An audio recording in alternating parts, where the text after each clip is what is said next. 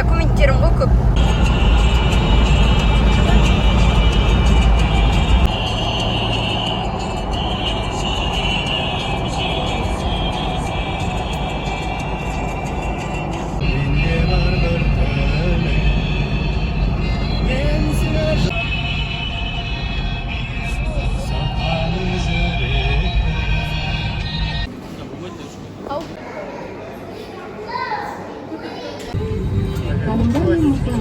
Бөтек марканың видео тартып бұрынның аңызға дағы.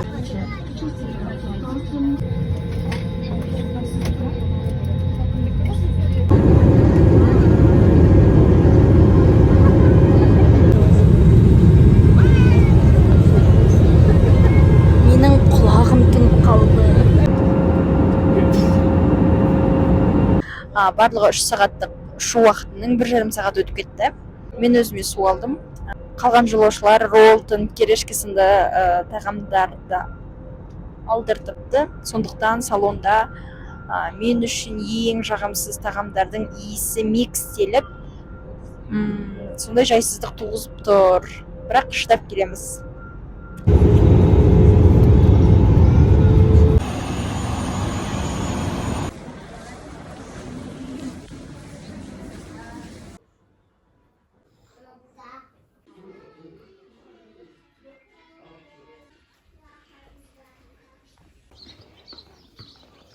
Күн тұман болғанымен өте ыссы, ауа жоқ. Соның әсерінен ауа райы қызық. Менде бар жаңалық, ертең бұйырса шығармашылық емтиханға құжат тапсыруға барам. Артынша өзіме қажетті керек жарақтарды алам.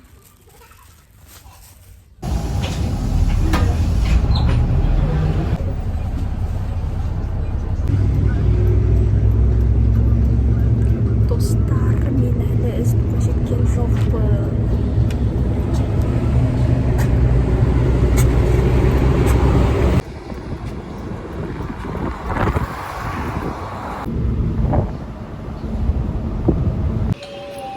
Клиент номер И389.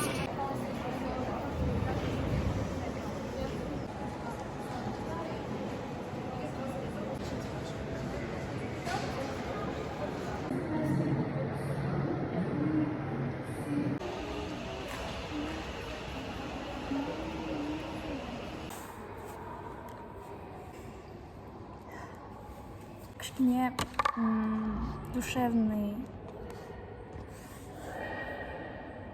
кішкене сырлас.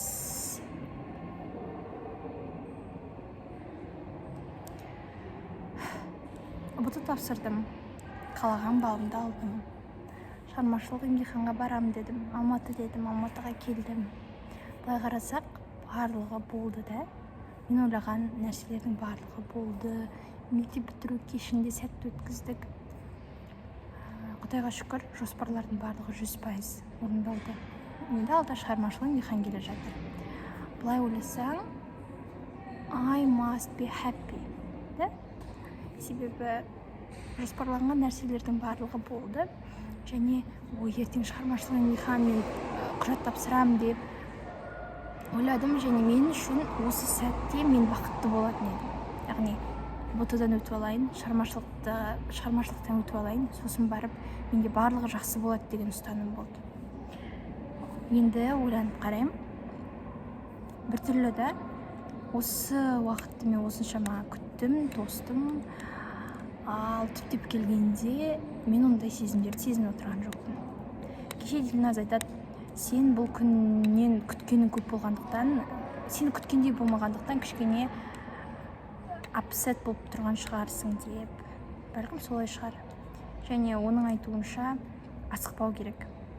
Ертең шығармашылық, оны тауып тастаймын, қазір такси заказ беру керек, қазір кету керек деген ойларды алып таста. Және осы сәтті пайдаланып, сол сәттің рахатын көру керек дейді. Және мен алаңдататын тағы бір нәрсе, бір аптадан кейін менде сұхбаттасу тікелей комиссия мүшелерімен. Ал менің тісім прикус дейді ғой, сол дұрыс болмай жүр соңғы күні. Әрине мен істерді олай орысша айтқанда загружать еткім келмейді, бірақ барлығы жақсы, мен құжат тапсырып жүрмін деп өзімді жақсы жағынан тек қана позитивпен де көрсеткім келмейді. Себебі бұл алдамшы болар еді. Осындай обратная сторона медали дейді ғой, сол жағында көрсетіп тұрған дұрыс сияқты. Білмеймін енді. Сондықтан мен қазір асықпаймын.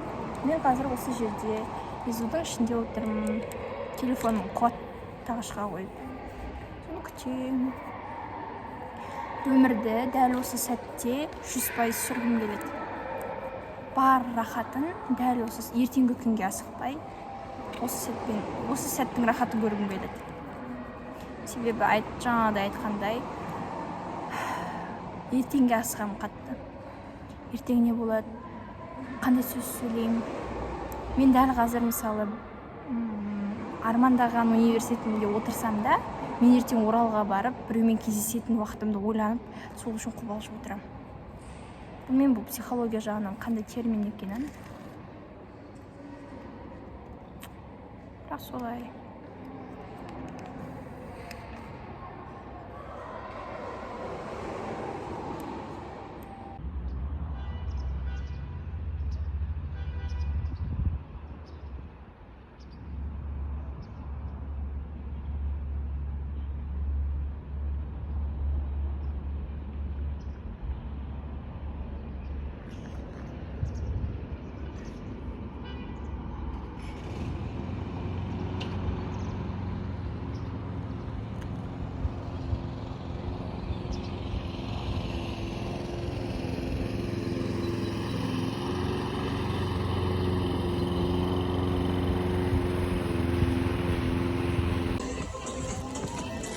Жаңбыр жауып тұр.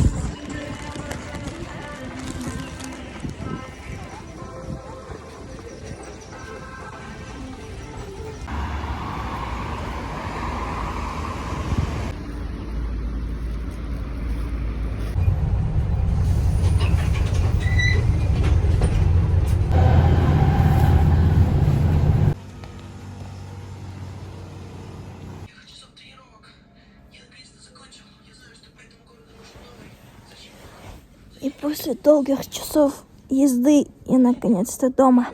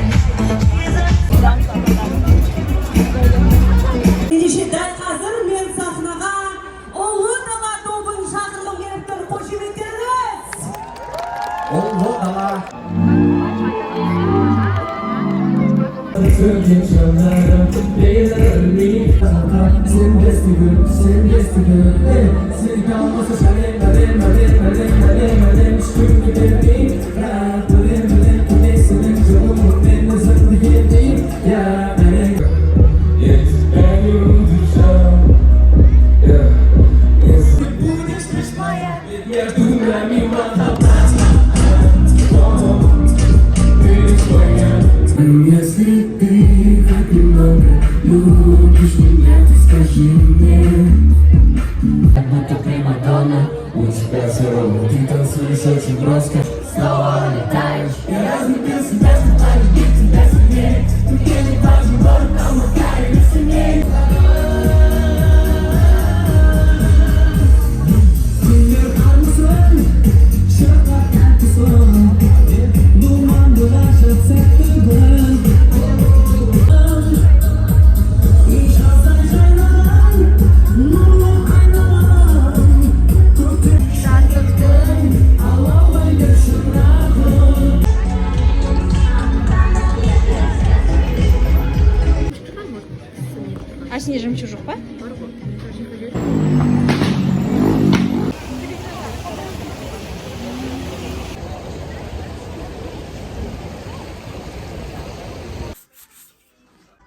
буюнча дайындыкты эртең баштаймын. Түске дейін дайындалу керек. Ар жагында менің жоспарларым бар.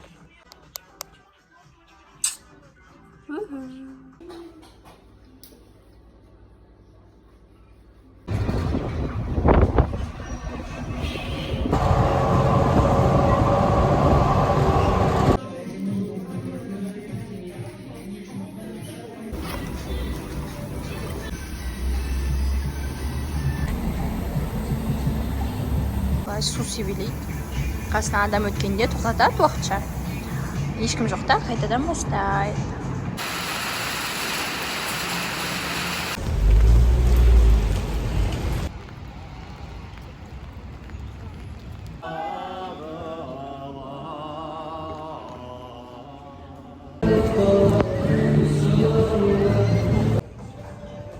Жаңа театрдың әсерлі қойылымынан жылап енді басым ауырып отыр.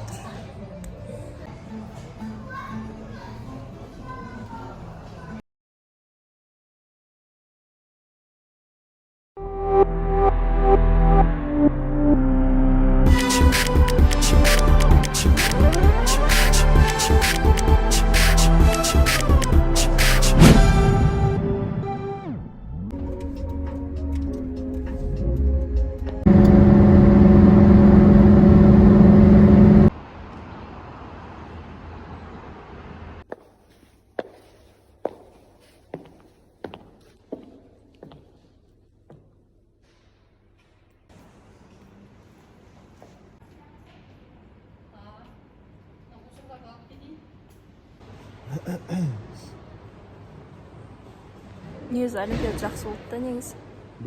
Ана маркетинг жағынан. Типа, грантқа түссін, түспесін, оқушылар бәрібір келеді. Асыл қарекетті. Оныкі аудиовизуалды.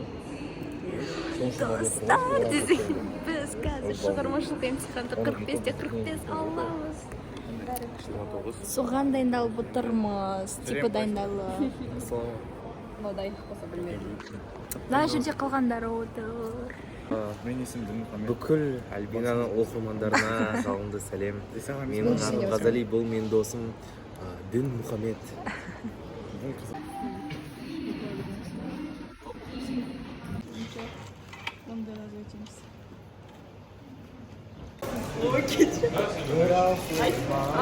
Рахмет үлкен.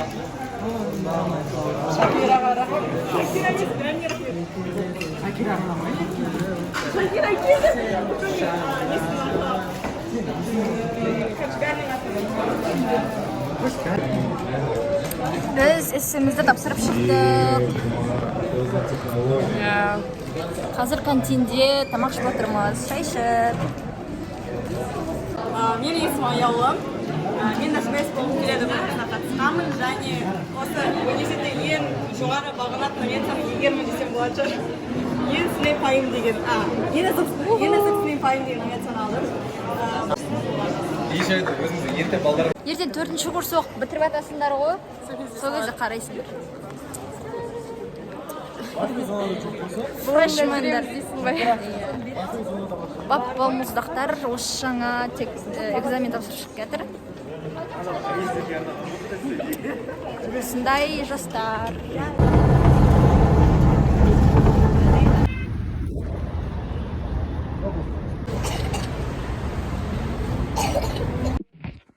Шұғыл қосылыс бірінші кезеңнің жауаптары шығыпты. Қазір бірге қараймыз. Менде мына жерде сілтемесі бар.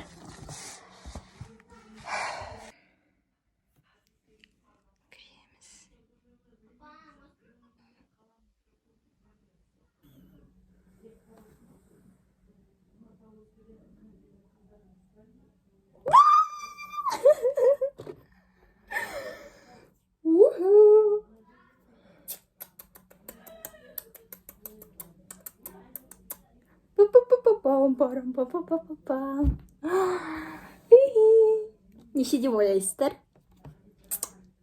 45-тен 45. босап қалғанына жүрегімнің. Ойын бітті, енді болмаңсыпай.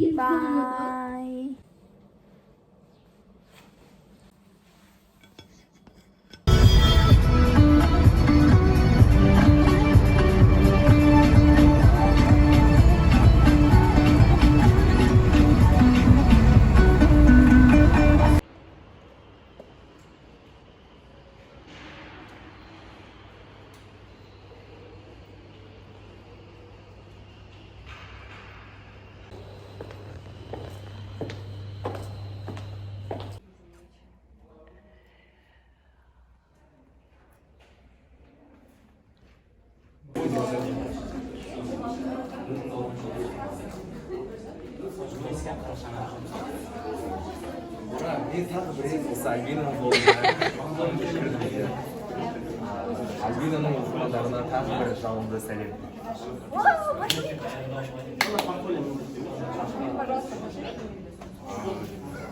Осындай бізде обстановка.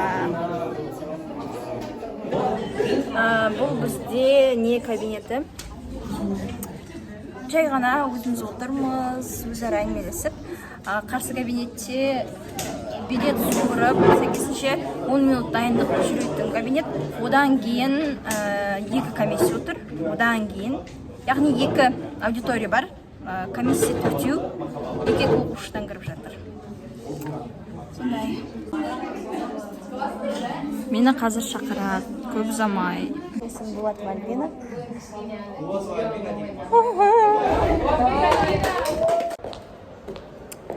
Бетімнің қызылы шығып тапсырып болдым. Енді менде ешқандай емтихан жоқ.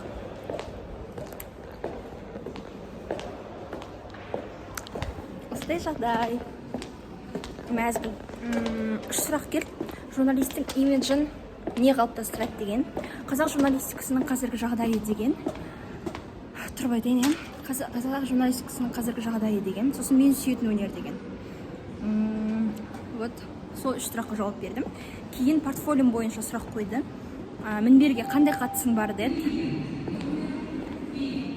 Кейін мінберден кейін не сұрап еді? Мына жерде ағылшынша сұхбат жүргізген екенсің деді. Сосын сұрадым, ағылшын тіліне көшіп кетсем бола ма дедім. Я, болады деді. Сосын ағылшын тілінде айттым қалғанын. Кейін бізде ешқандай сұрақ жоқ, бара берсең болады деді. Сондай жағдай. 45-45 бар сияқты. Үміттенем. Тек қызылын шыққан болмаса.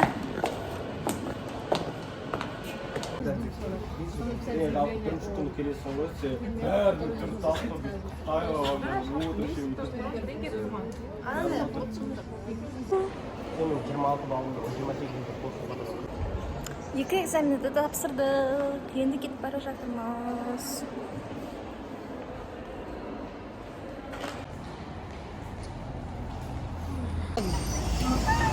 Осындай ағай мына ұпай нем береді. Мына ұпай. Грантқа документ тапсыруға келдік. Өтініш тапсыруға. Клиент номер. Енді тамыз айында бірақ келем.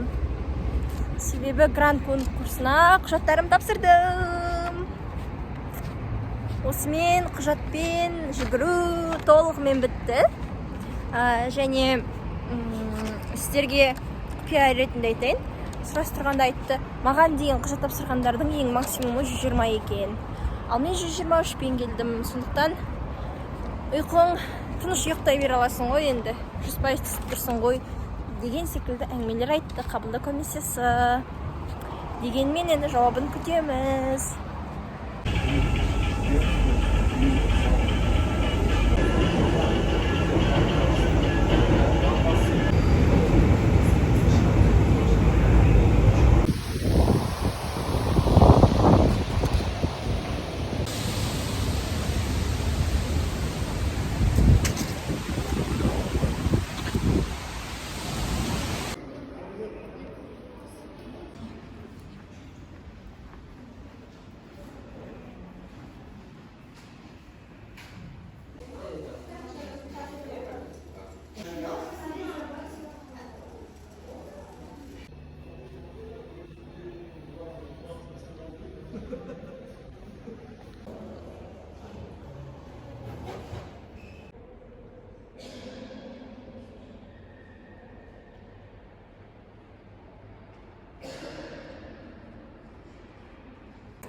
Сәлем достар.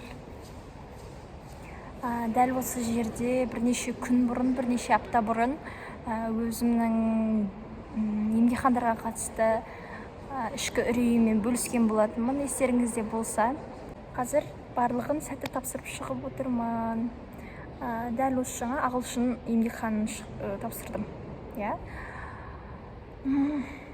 Көп нәрсе алаңдатты. Қорқтым бір шамасынан, емтихандарды тапсыра алмай қаламын ба деп. Бірақ жоқ, барлығы жақсы тапсырдым. Көргендеріңіздей жазбаша, ауызша емтихандарда 45 алдым. Қазір алдында құжаттарын тапсырдым. Енді бүгін соңғы рет емес. Алматыға осы келгенімде соңғы келуім СДУ-ға. Осыдан кейін ертең Алла қаласа 20 тамыз күні келемін. Соңғы ағылшын емтиханының қорытындысына сәйкес интермедиат B1 екен деңгейім. Яғни ағылшын тобына тапсыру үшін толықтай жеткілікті деңгейім. Қосымша курс сатып алып әуреленбеймін. Солай көріскенше дегенде тағы жазатын шығарым. Оралға жеткенше әлі менімен бірге боласыздар. Бұл СДУ-дың төңірегіндегі видеолардың, влогтардың соңысы болмақ. Қазір мына жердегі холлда ешкім жоқ. Мен сосын бір-екі адам отыр. Ал оқу маусымы басталғанда мына жер лық толады адамдарға. Студенттер қаптап жүреді.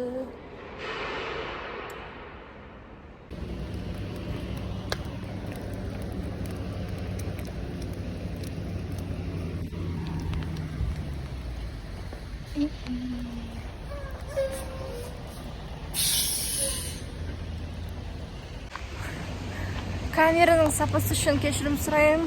Себебі жаңбыр жауып жатыр, тамшытам кетті. Алдында күн ыссы болғанда осы жаңбырды осыншама тілеп едік. Қазір сіркіреп тұр. Салқындық.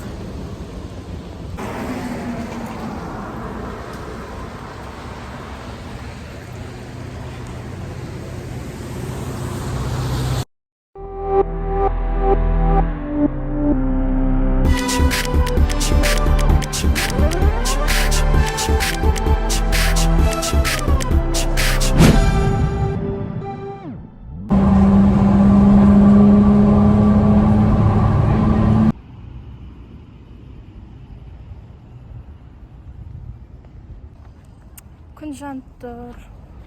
Бірақ мен ұландықтармен кездесуге келдім.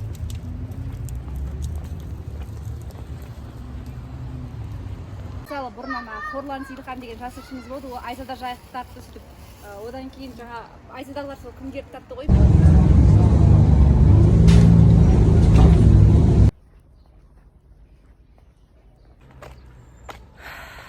Сөйтіп, ұбытыны да еңсердік. Өзің қалаған бір мақсатқа жеткеннен кейін өйім ұдымды емес екен ғой деп, бұл менің деңгейім емес, мен бұдан да зорына талпынғым келеді дейтін сезімді қалай айтады. Сондай сезім болып тұр менде. Османия ұбыты деген, Османия грантқа қажетті балл жинау деген сияқты болып тұр. Енді мен шетелге тапсырғым келіп тұр. Бұйырса ол да болады, бұйырса оның да куәгер атанасыздар, бұйырса одан да менде влог болады. Тек мен сіздерді осындай күшті видеолармен шабыттандырып, қуантып жүрейін. Ал сіздер сәйкесінше сондай белсенділікпен мені қолдай түсіңіздер. Exchange-бен бергім келеді. Толық тоқталмайын. Көре жатасыздар оны. Сөзбен толтырғанша іспен дәлелдейін. Солай.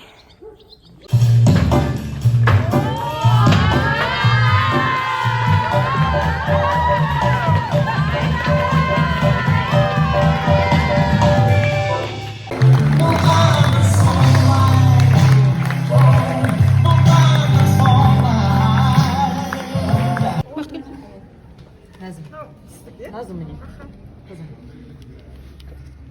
Болашақ.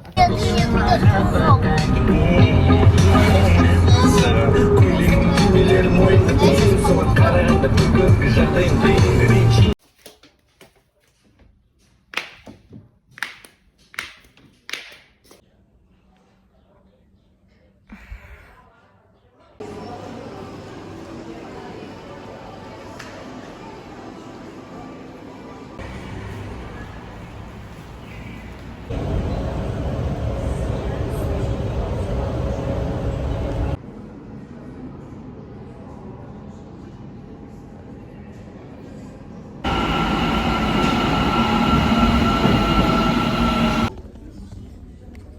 Бүгін қайтадан театрға келдік.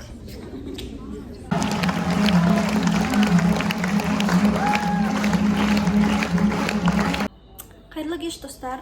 Мен қазір торт пісіріп жатырмын. Соңғы рет мен тортты інім мен сіңлімнің туған күніне қазан айының 16-сы күні пісірдім. Содан жарты жылдық үзілістен кейін қазір пісіріп жатырмын. Мен бір емес, 2 торт пісіріп жатырмын қатарынан.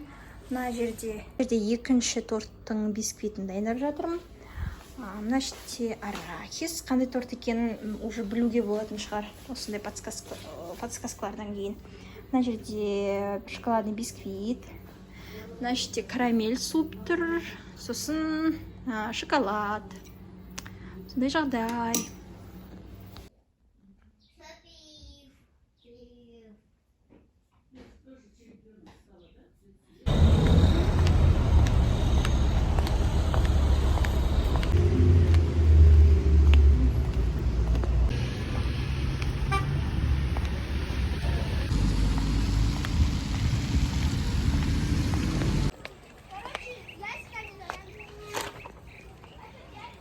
Ертең наконец-то Оралға қайтам. Неге наконец-то деп сұрайсыздар ма? Себебі қанша күн болдым? 20 күн бойы Алматыда жүрмін. Жалғыз өзім. Анда мағынада достарым жоқ қасымда. Сондай мағынада.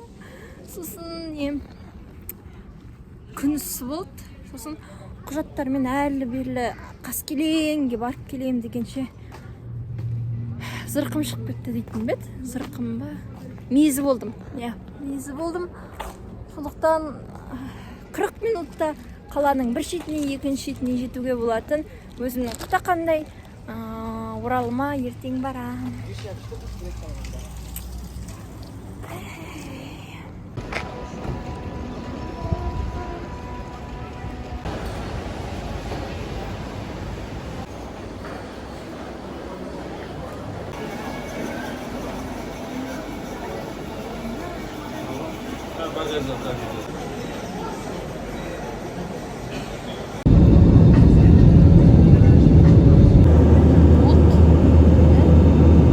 Aslında duman, smog, adam hava. Bir şey görünmейді қалада. Сәлем бәріне достар. Мен Оралға жеттім. Телефонымның жадының толғаны сонша, менде тіпті WhatsApp ашылмай қалды. Сондықтан влогты тезірек аяқтап, жүктеп тастау керек ютубқа. Себебі бұның көлемі ұзақтығы жарты сағат, ал көлемі 30 гигабайттай. Сондықтан осымен болды.